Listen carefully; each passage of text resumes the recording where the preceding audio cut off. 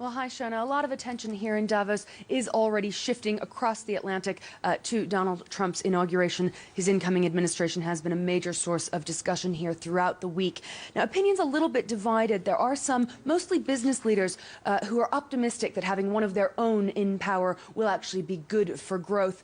Then others, mostly economists, are a bit worried about the longer-term ramifications of some of his policies, feeling that while he may give the economy a boost in the short term, the long term is much more difficult to predict. Investor George Soros among those saying that he thinks the incoming president will fail. Now, this morning, to talk a bit more about this, I'm joined by Majid Jafar, CEO of Crescent Petroleum. Thank you so much for being with us this morning. Earlier this week, the head of the International Energy Agency told France 24 that after meetings with the Trump transition team, he expected the U.S. to become a major exporter of gas and oil.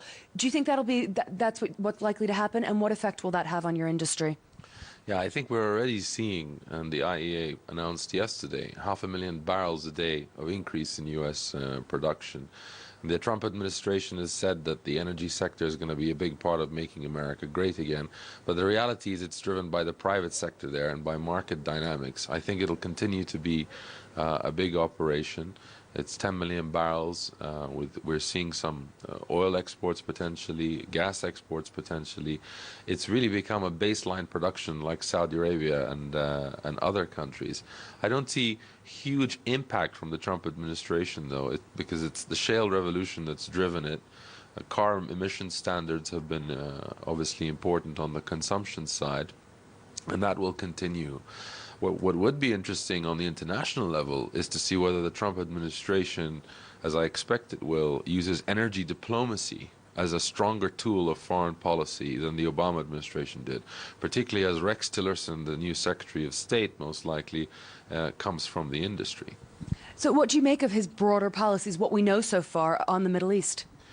I think actually the hope for peace, at least in Syria, is higher than it might have been under a Clinton administration.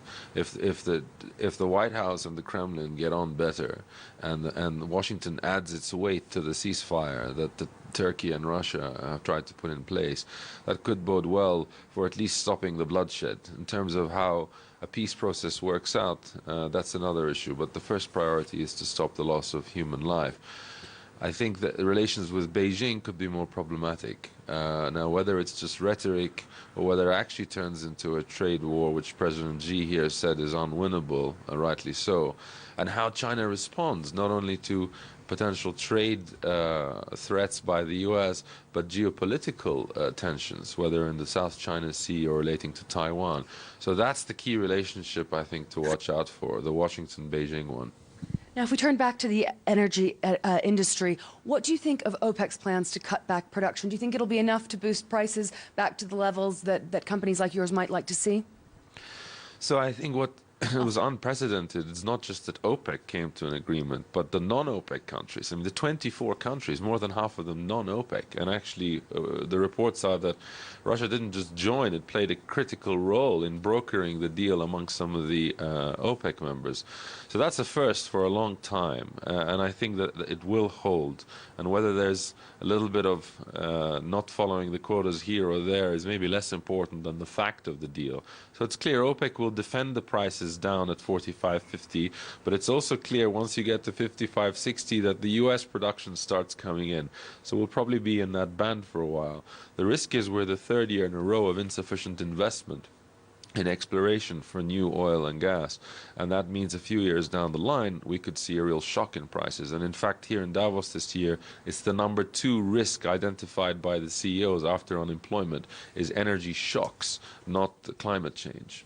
I was just going to ask what else you've been hearing from others in the industry here in Davos, the energy trends to look out for 2017. So, where we are active in the Middle East, which has half the world's oil and gas, the IEA has just reported that it's the highest percentage of Middle East oil in the markets in 40 years, 35% and climbing. Our issue is not the cost of production. We're very profitable at $55. Our issue is stuff above the ground, security risks, but also governments not respecting contracts or not paying. We've had issues in Egypt and the Kurdistan region of Iraq. So it's important that the governments put in place the right investment climate for the private sector to do more, and in particular to create more jobs. I mean, that's the big issue for the Middle East, with the highest youth unemployment of 30%. And unless the government puts in place the right things, which we've called for, we announced yesterday, the Middle East companies here in Davos, making it easier to register a company, bankruptcy laws, commercial contract enforcement.